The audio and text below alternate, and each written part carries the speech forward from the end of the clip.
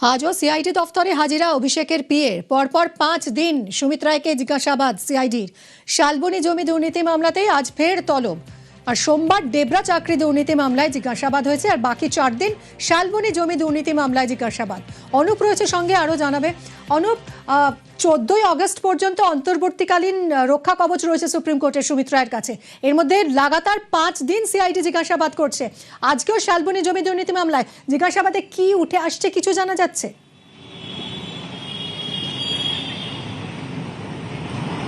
তো শালবনী জমি দুর্নীতি মামলা, সেই মামলা ইতিমধ্যেই আজকে নিয়ে তাকে 4 দিন পরপর জিজ্ঞাসাবাদ করা হচ্ছে, কিন্তু সব মিলিয়ে 5 দিন জিজ্ঞাসাবাদ করা হয়েছিল। একদিন দেবরার যে চাকরি দুর্নীতি মামলা, সেই মামলার ক্ষেত্রে অভিষেক বন্দ্যোপাধ্যায়ের যিনি আত্মসহায়ক সুমিত রায়, তাকে বলা হয়েছিল যে দীর্ঘ জিজ্ঞাসাবাদ করা হচ্ছে। তার কারণ শালবনীর যে জমি দুর্নীতি মামলা, সেক্ষেত্রে লক্ষ্য করা গেছিল তৎকালীন তৃণমূল বিধায়ক সুজয় হাজরা তার থেকে একাধিক তথ্য পায়, এবং সেই তথ্য পাওয়ার পরবর্তী ক্ষেত্রে কিন্তু সুমিত রায়কে টানা এই নিয়ে শালবনী জমি দুর্নীতি মামলার ক্ষেত্রে শুধুমাত্র 4 বার জিজ্ঞাসাবাদ করা হলো।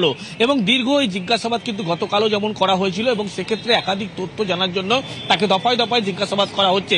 অন্যদিকে সিআইডির একটি টিম যারা শালবনী এলাকায় পৌঁছিল, সেখানে সুমিত রায় সম্পর্কে একাধিক তথ্য সংগ্রহ করার জন্য সেখানে গিয়েছিল, এবং সেখান থেকে একাধিক তথ্য সংগ্রহ করার পরবর্তী ক্ষেত্রে সেই বিষয় কিন্তু একেবারে সেই বিষয়গুলো জানার জন্যই নতুন করে সুমিত রায়কে আজকে জিজ্ঞাসাবাদ করা হবে। এবং কিছুক্ষণ আগেই সুমিত রায় তিনি এসে পৌঁছেছেন সিআইডি ভবানী ভবনে, এবং কিছুক্ষণের মধ্যেই তাকে জিজ্ঞাসাবাদ শুরু করা হবে। তার কারণ এই শালবনীর যে জমি দুর্নীতি মামলার কথা বলা হচ্ছে, এক্ষেত্রে কোটি কোটি টাকার যে লেনদেন থেকে শুরু করে এই টাকা তার কাছে যখন পৌঁছল, সেখান থেকে কার কাছে টাকা পৌঁছে গেছিল, এই সমস্ত বিষয় পরিষ্কার হওয়ার জন্য তাকে দফায় দফায় জিজ্ঞাসাবাদ করা হচ্ছে। এবং শালবনী এলাকায় সরকারি জমি, সেই সরকারি জমির একাধিক জমির চরিত্র বদল করে সেই জমি কিভাবে বিক্রি করা হয়েছিল ভুয়ো দলিল তৈরি করে, এই সমস্ত একাধিক তথ্য সংগ্রহ করার জন্য সিআইডির একটি টিম তারা শালবনীতে পৌঁছেছিল। গত পরশু রাতে তারা শালবনী পৌঁছয়, এবং গতকাল একাধিক তারা তথ্য সংগ্রহ করে, এবং এই তথ্য সংগ্রহ করার পরবর্তী ক্ষেত্রেই লক্ষ্য করা যায় যে এখনো পর্যন্ত নতুন করে যে তথ্য তারা সংগ্রহ করেছিল, সেই তথ্যর পরিপ্রেক্ষিতেই আজকে সুমিত রায় তাকে জিজ্ঞাসাবাদ করা হবে।